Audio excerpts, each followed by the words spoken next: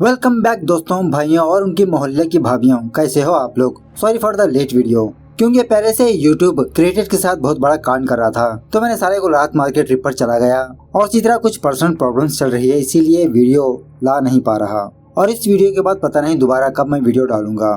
खैर, आज मैं आपके सामने रिसेंटली गर्म तारे पे रिलीज हुई झांसी सीजन 2 को लेकर आया हूँ। अगर आप लोगों ने पहला पार्ट नहीं देखा है तो आई बटन और डिस्क्रिप्शन पर उसका लिंक प्रोवाइड कर दिया है। पहले उस वीडियो को देखने के बाद इस वीडियो पर आइए। अब इस सीरीज के बारे में बात करें तो इस सीरीज में टोटली 4 एपिसोड्स है।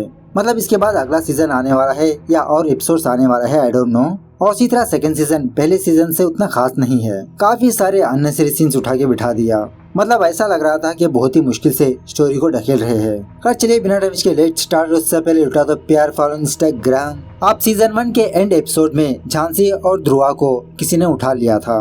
सो इन दोनों को किडनैप करने वाली और कोई नहीं अमीषा होती है। वही अमीषा जो रिपु कुमार के घर आकर लड़कियों को खरीद लेती थी। सो अमीषा महिता पर गन पॉइंटेड करने लगती है, क्योंकि रिसेंटली ये दोनों बिल्लू क्लब को गए थे। महिता अमीषा के हाथ से गन छीनकर उस पर पॉइंटेड करते हुए इसकी कहानी को जानने लगती है। पूछने लगती है कि महिता और बार्बी को बिल्लू क्लब लाने के बाद इसके साथ क्या हुआ। सो अमीषा महिता को आगे की कहानी बताने लगती है। अमीषा कुछ लड़कियों को खरीदकर पहले बिल्लू क्लब में एंटर करवाती है। पहले तो उन लड़कियों के साथ नॉर्मली काम करवाने लगती है, जैसे ड्रिंक सर्व करना, डांस वगैरह करना। सो महिता और बार्बी भी उसी तरह से काम कर रहे थे। लेकिन इस बिल्लू क्लब में एक और सीक्रेट काम चलता है। आधी रात के बाद इस बिल्लू क्लब में अदर कंट्रीज से भी क्लाइंट्स आया करते थे। एक्चुअली बिल्लू क्लब का असली मालिक कैलिब होता है। एक दिन कैलिब का बेटा ईथन भी इस क्लब को आता है। मतलब बिल्लू किस तरह से डीलिंग्स करता है वो जानने के लिए। सारे लोग बैठने के बाद बिल्लू एक एक लड़की को बुलाकर उनका प्रेजेंटेशन देने लगता है और वहाँ पर बैठे हुए लोग इन लड़कियों को देखकर इन पर बोली लगाने लगते हैं। जिस लड़की पर बोली लगती है वो लड़की उस बंदे के साथ बहुत सारी रातें गुजारना पड़ता है।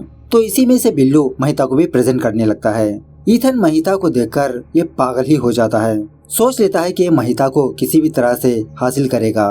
तो ईथन मास्क पहनकर एक क्लाइंट की तरह महिता की बोली लगाने लगता है। किसी को भी बोली लगाने नहीं देता। ईथन की ये हरकत देखकर बिल्लू और अमीषा बहुत जलने लगते हैं। पहले से ही बिल्लू ईथन से बहुत जलता रहता है, क्योंकि ईथन बिल्लू को उसका काम ढंग से करने नहीं दे रहा होता। और इसी तरह बिल्लू एक मौके की तलाश में होता है कि किसी भी तरह करके ईथन को अपने रास्ते से हटा देगा। लेकिन ईथन को हटाना इतना आसान नहीं, क्योंकि ये तो कैलिब का बेटा है। खैर इस तरफ ईथन महिता को लेकर कमरे में जाने के बजाय एक ब्यूटीफुल बीच पर जाता है।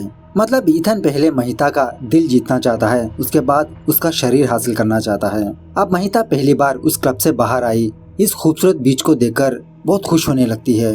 कुछ देर महिता के साथ टाइम बिताने के बाद ईथन महिता को बहुत ही इज्जत के साथ उसके क्लब लाकर छोड़ देता है, बिना कुछ किए। ईथन का बर्ताव देखकर महिता बहुत इम्प्रेस हो जाती है। जब महिता अपने कमरे में आती है, बेचारी बार्बी रो रही होती है। बार्बी कहने लगती है कि जिसने मेरी बोली लगाई वो बंदा मुझे कमरे में ले जाकर बहुत टॉर्चर किया, सिगरेट से जलाया, मारा पीटा, मुझे बहुत दर्द हो रहा है। इस तरह से महिता से शेयर करने लगती है। खैर दूसरे दिन ईथन दिन में अपने क्लब आता है। वहाँ के सारे लोगों को डरा धमकाकर महिता के बारे में पूछने लगता है। बिल्लू समझाने लगता है कि जो तुम कर रहे हो उससे हमारा नुकसान हो सकता है। लेकिन ईथन बिल्लू की बात ना मानते हुए महिता को अपने साथ एक खूबसूरत जगह पर ले जाता है। उसे बहुत ही कीमती डायमंड रिंग गिफ्ट करने लगता है। ये देखकर महिता यही सोचने लगती है कि ईथन इससे बहुत प्यार करता है, ये दूसरे मर्दों की तरह नहीं है। इस तरह से धीरे धीरे इन दोनों की मुलाकातें बढ़ने लगती है। महिता हद से ज्यादा ईथन को चाहने लगती है और इसी तरह जब जब इन दोनों के बीच कांड भी होने लगता है। वहीं दूसरी तरफ बेचारी बार्बी को बहुत टॉर्चर किया जा रहा होता है। एक दिन महिता यही बात ईथन को आके बताती है कि वो जो तुम्हारा क्लाइंट है ना, बार्बी को बहुत टॉर्चर कर रहा है, प्लीज एक बार उसको समझाओ। ईथन महिता को दिलासा दिलाने लगता है कि तुम फिक्र मत करो, अगली बार वो बार्बी पर हाथ नहीं उठाएगा। दूसरे दिन महिता को ये बात पता चलती है कि ये प्रेग्नेंट है। महिता बहुत ही मुश्किल से हिम्मत जुटाकर ये बात बार्बी से शेयर करने लगती है। अब बार्बी पहले से ही महिता से बहुत प्यार करती रहती है। महिता से कहने लगती है इसका बाप कौन है मैं नहीं पूछूंगी, हम दोनों यहाँ से कहीं दूर भाग चलते हैं, इस बेबी को हम संभाल लेंगे। महिता कहने लगती है वो सब तो ठीक है, लेकिन बेबी को बाप तो चाहिए ना, हम ऐसे कैसे इसको बड़ा कर सकते हैं। मतलब महिता डिसाइड कर लेती है कि ये बात ईथन को बताकर ईथन के साथ शादी कर लेगी, उसके साथ सेटल हो जाएगी। लेकिन ये बात बार्बी को पसंद नहीं आती। इसी में एक दिन काव्या को सेक्सुअल डिसीज होने की वजह से बिल्लू काव्या को अपने क्लब से बाहर ढकेल देता है। सो उसी दिन से काव्या गोवा में भटकती फिर रही है। उसी वक्त महिता ईथन के पास आकर यही न्यूज सुनाने लगती है कि मैं प्रेग्नेंट हूँ। ये सुनने के बाद ईथन शॉक में रह जाता है। खोपचे में आकर फौरन बिल्लू को कॉल करके यही बात बताने लगता है कि महिता मेरे पास आई, फौरन इसको यहाँ से ले जाओ। तभी महिता ईथन के घर में 2 वाइन ग्लास को देखती है। ये देखकर जब वो दूसरे कमरे में जाती है तो ईथन दूसरी लड़की के साथ चुम्माचाटी करते रहता है। तब जाके महिता को ईथन की असली सच्चाई पता चलती है कि ईथन महिता से प्यार नहीं करता, बस इसका इस्तेमाल कर रहा था। ईथन यही पर बस ना करते हुए महिता के पास आकर इसको जलील करने लगता है। मतलब यही कहने लगता है कि क्या गारंटी है कि ये बच्चा मेरा है, तुम तो एक छी रहा हो, ये बच्चा तो किसी का भी हो सकता है। ये बात सुनने के बाद महिता को बहुत गुस्सा आता है। वहीं पर ईथन की गन लेकर ईथन पर फायर कर देती है। उसी घर के बाहर बिल्लू के आदमी और ईथन के आदमियों के बीच भी फायरिंग होने लगती है। मतलब बिल्लू मौके का फायदा उठाकर ईथन को मारने के लिए यहाँ पर आता है। गोलियों की आवाज सुनने के बाद महिता ईथन को मारकर वहाँ से भागी जाती है। थोड़ी देर के बाद जब कैलिब वहाँ पर आता है, अपनी बेटी की लाश को देखकर बहुत रोने लगता है। ये काम किसने किया मोडार से पूछने लगता है और इसी तरह मोडार से ये भी कहने लगता है कि तुम फटाफट से उस लड़की को पकड़कर मेरे सामने लाओ, मैं उसको अपने हाथों से मारूंगा। उसके बाद सीन प्रेजेंट डे पर शिफ्ट होता है। मतलब यहाँ तक कहानी अमीशा महिता को बताती है। उसके बाद महिता अमीशा से कहने लगती है कि प्लीज मुझे छोड़ दो, मैं खुद कैलिब को मार दूंगी, मेरी जिंदगी उसी से बर्बाद हुई। अब अमीशा भी यही चाहती है, इसीलिए महिता को बिना मारे उसे जाने देती है। खैर ये सब कुछ सुनने के बावजूद भी महिता को अपना फ्लैशबैक याद नहीं आता। महिता की लाइफ तो यही है, संकेत और मेहा। खैर उसके बाद महिता तैयब की माँ को कॉल करती है, मतलब ऐसे ही घर का हालचाल पूछने के लिए। तैयब की माँ मेहा के बारे में बताने लगती है कि मेहा को फूड पॉइजन हुआ, उसको हॉस्पिटल में एडमिट किया गया है। महिता फौरन हैदराबाद जाने लगती है। इस तरफ मोडार कैलिब को कॉल करके ये बात बताने लगता है कि इनके कंटेनर्स को ब्लास्ट करने वाला तैयब की गैंग है। ये सुनने के बाद कैलिब शॉक में रह जाता है। मोडार से कहने लगता है कि काश मैं तैयब को उसी वक्त मार देता तो ये कीड़ा बड़ा नहीं होता। अब कैलिब के पास बारबी तो होती है। बारबी कैलिब के कहने पर काफी सारे लोगों को मारती रहती है जो लोग कैलिब के रास्ते पर आते हैं। इस तरफ गोवा में गोवा की पुलिस साक्षी के कहने पर ध्रुवा की फोटो लेकर इधर उधर पूछताछ करते रहते हैं, क्योंकि साक्षी एक मर्डर केस में ध्रुवा पर शक करती रहती है। इसी में ये पुलिस वाले तैयब के कमरे में घुसकर इसकी कमरे की तलाशी लेने लगते हैं। तैयब की गैंग बाल बच जाते हैं क्योंकि इनके पास वेपन्स वगैरह होते हैं। अब सीजन 1 में आपने देखा ही होगा कि काव्या मोडार के पास आकर मेहा के बारे में बताया था कि कुछ लोग आकर मेहा को ले गए। सो काव्या के जरिए से मोडार अमीशा का पता करके उसे मार ही देता है, उसका सर धड़ से अलग कर देता है। दूसरे दिन साक्षी एक लड़की के पास आकर उस दिन के हादसे के बारे में पूछने लगती है।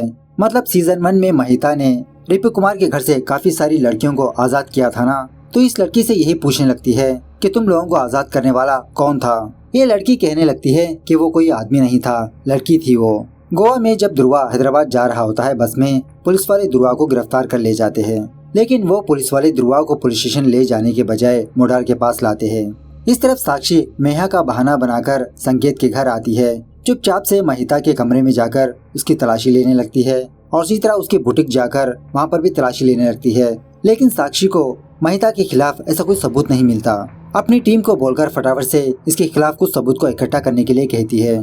सीसीटीवी फुटेज देखने के बाद ये बात पता चलती है कि उस रात महिता गाड़ी लेकर टोल गेट को क्रॉस किया था और वो रास्ता रिपु कुमार के घर जाता है। उसके बाद महिता संकेत के पास आकर अपनी सच्चाई संकेत को बताने लगती है। सच्चाई जानने के बाद संकेत सोच लेता है कि महिता की जिंदगी अलग है और इनकी जिंदगी अलग है। दूसरी तरफ कैलिब बारबी को महिता की फोटो भेजकर उसकी सुपारी देता है, मतलब इसको मारने के लिए कहता है।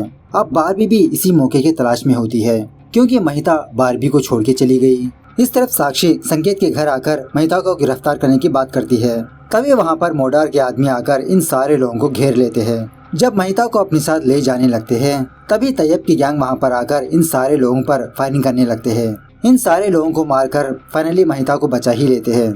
उसके बाद सीन थोड़ा फ्लैशबैक में जाने लगता है। बहुत सालों पहले तैयब का फादर इब्राहिम और कैलिब एक ही साथ काम कर रहे थे। तमिलनाडु में इन लोगों के चाय पत्ती के बागीचे थे। सारे लोग मिलकर काम करते और इसी तरह प्रॉफिट भी इक्वली शेयर कर लेते। एक दिन आधी रात को पुलिस वाले इब्राहिम के घर आकर इसे वार्निंग देके जाते हैं कि हमको इन्फॉर्मेशन मिली है कि तुम्हारे चाय पत्ती के ट्रक्स में गांजा भी ट्रांसपोर्ट किया जा रहा है। इब्राहिम पुलिस वालों से यही कहने लगता है, किसी ने आपको गलत इन्फॉर्मेशन दी, हम लोग ऐसा घटिया काम नहीं करते। बाद में हमको ये बात पता चलती है कि एक्चुअली कैलिब ये स्मगलिंग कर रहा होता है इब्राहिम से छुपते छुपाते। जब इब्राहिम ये बात जान लेता है, कैलिब अपने आदमियों के साथ मिलकर इब्राहिम को बहुत मारने पीटने लगता है। उसके घर पर फायरिंग करना स्टार्ट कर देता है, जिसकी वजह से इब्राहिम के बहुत सारे रिश्तेदार मारे जाते हैं। फाइनली कैलिब इब्राहिम के साथ एक गेम खेलकर उसे भी मार देता है।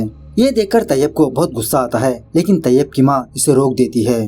कहने लगती है कि कैलिब अब बहुत ताकतवर बन चुका है, उसको हराने के लिए हमको भी ताकतवर बनना होगा।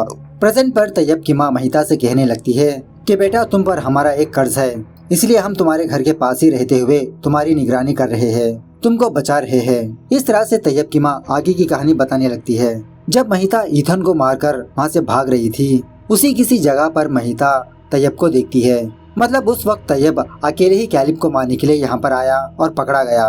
महिता तैयब की हाल को देखकर उसे बचा लेती है और तैयब महिता को जंगलों में लाता है, मतलब अपने फैमिली के पास। महिता तैयब की फैमिली के साथ ही रहते हुए डिफेंस करना सीखती है, मतलब फाइटिंग वगैरह। अब उस वक्त महिता तो प्रेग्नेंट थी, देखते ही देखते एक बच्चे को जन्म भी देती है। दूसरी तरफ कैलिब अपने आदमियों के साथ मिलकर महिता की तलाश में लगा रहता है। कुछ दिनों बाद तैयब की फैमिली ये डिसाइड करती है कि ये लोग यहाँ से निकलकर दूसरी जगह पर जाएंगे। इस तरह से जब ये सारे लोग मिलकर दूसरी जगह पर जा रहे होते हैं, मोडार के आदमी इन लोगों पर अटैक करने लगते हैं। यही सीन सीजन 1 के एपिसोड 1 में दिखाया गया था। इसी लड़ाई के दौरान महिता अपने बच्चों को बचाने के लिए किसी जगह पर छुपा दिया। मोडार के आदमियों से फाइट करने लगी। महिता मोडार के फेस पर बॉम्ब फेंककर वो झील में गिर जाती है। दूसरी तरफ तैयब और 4 लोग पुलिस के हाथों गिरफ्तार हो जाते हैं। मतलब पुलिस वाले इनके हाथों में गन्स को देकर इनको गिरफ्तार कर लेते हैं, इसीलिए ये लोग जेल में थे। यह होने के बाद तैयब की माँ और नाजिया बहुत ही मुश्किल से महिता को फाइंड आउट किया, लेकिन जब इन लोगों को महिता की सच्चाई पता चली, मतलब महिता ने अपनी याददाश्त खो दी, इन लोगों ने अपना हौसला भी खो दिया। खैर दूसरी तरफ कृति टिप टॉप से रेडी होने लगती है ध्रुवा को आई लव यू बोलने के लिए, लेकिन तभी कैलिब के आदमी आकर ध्रुवा की लाश को कृति के घर के बाहर फेंक कर चले जाते हैं। ध्रुवा की लाश को देखकर कृति बेचारी बहुत रोने लगती है। और इसी तरह यहाँ पर एक और बात यह है कि कैलिब ने बारबी और अपने पोते रोहन को महिता के खिलाफ बहुत भड़का चुका होता है। इवन वो छोटा बच्चा रोहन भी यही चाहता है कि रोहन अपने हाथों से महिता को मार दे। खैर दूसरे दिन महिता ध्रुवा के अंतिम संस्कार पर आती है। वहाँ पर ऑलरेडी कैलिब के आदमी मौजूद होते हैं महिता को पकड़ने के लिए, लेकिन इत्तेफाक से साक्षी वहाँ पर आकर महिता को गिरफ्तार करके ले जाने लगती है। तभी वहाँ पर तैयब के आदमी आकर कैलिब के आदमियों को चकमा देते हुए साक्षी को अपनी गिरफ्त में ले लेते हैं। साक्षी को अपने अड्डे पर ले जाने लगते हैं। महिता साक्षी को समझाने लगती है कि अगर आज तुमने मुझे रोका तो दूसरी तरफ छोटे बच्चों की जिंदगी बर्बाद हो जाएगी। कुछ ही देर में कैलिब छोटे बच्चों की ट्रक को बाहर भेजने वाला है। मेरी बात मानकर तुम उन छोटे बच्चों को बचाओ, मैं कैलिब को देख लूंगी। तो साक्षी महिता की बात मानकर अपनी टीम के साथ उस जगह पर जाती है उन छोटे छोटे बच्चों को बचाने के लिए। इस तरफ कैलिब के आदमी महिता का एड्रेस पता करके वहाँ पर पहुँच जाते हैं। इन सारे लोगों पर अटैक करने लगते हैं। फाइनली मोडार झांसी को अपने गन पॉइंट पर रख ही लेता है। तभी कैलिब मोडार को ऑर्डर करता है कि शेर कभी कुत्ते का शिकार नहीं करता, तुम ही इसे अपने हाथों से मार दो, मैं बस देखता रहूंगा। इस तरह से मोडार और महिता के बीच जबरदस्त फाइट होने लगती है। फाइनली महिता मोडार को मार ही देती है। यही मौके का फायदा उठाकर तैयब के आदमी कैलिब के आदमियों को मार ही देते हैं, लेकिन महिता कैलिब को नहीं मारती। तैयब की माँ कैलिब के साथ वही गेम खेलने लगती है जो बहुत सालों पहले कैलिब ने इब्राहिम के साथ खेला, मतलब गन को डिसेंबल करके दोबारा असेंबल करना। उसी वक्त बारबी अपने स्नाइपर गन लेकर इन लोगों पर निशाना लगाने लगती है, लेकिन तभी तैयब की माँ गन असेंबल करके कैलिब को मार ही देती है। ये देखकर बारबी इन सारे लोगों पर फायरिंग करने लगती है। ऑलमोस्ट 2-3 लोग मर ही जाते हैं। उसके बाद बारबी महिता से कॉल में बात करने लगती है। बारबी कहने लगती है कि तुम्हारा बच्चा मेरे पास है, मतलब वो बच्चा रोहन और किसी का नहीं महिता का ही है। जंगलों में मोडार के आदमियों को मिल गया था। कैलिब ने उसी बच्चे को पाल पोस कर बड़ा करके महिता के खिलाफ भड़काने लगा। महिता सोच लेती है कि ये अपने बच्चे को हासिल करने के लिए जाएगी। अगला सामना इन दोनों का हो सकता है, महिता और बारबी। इस तरह से ये सीरीज यहाँ पर दी एंड होती है। मतलब यहाँ पर बताया नहीं गया कि नेक्स्ट फ्राइडे और एपिसोड्स आने वाले हैं या तो फिर इसका दूसरा सीजन आने वाला है। तो चलिए मिलते हैं अगली वीडियो में, तब तक take care, bye bye, see you soon.